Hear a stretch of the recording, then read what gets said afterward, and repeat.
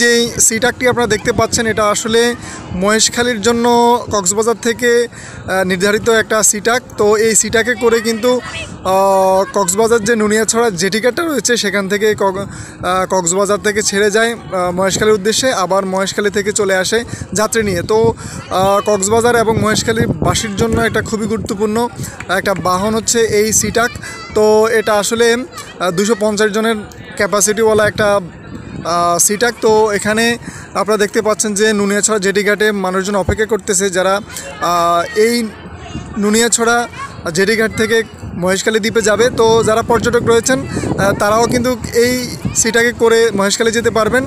আগে কিন্তু এই যে স্পিড বোট দেখা যাচ্ছে, স্পিড বোটে যেতে হতো, তো এখন আর সেই অপেক্ষার ফালা শেষ এবং খুব দ্রুতই তারা এই সার্ভিসটা চালু করেছে, যার ফলে পর্যটক এবং স্থানীয়দের মাঝে খুবই ভালো একটা সাড়া ফেলেছে।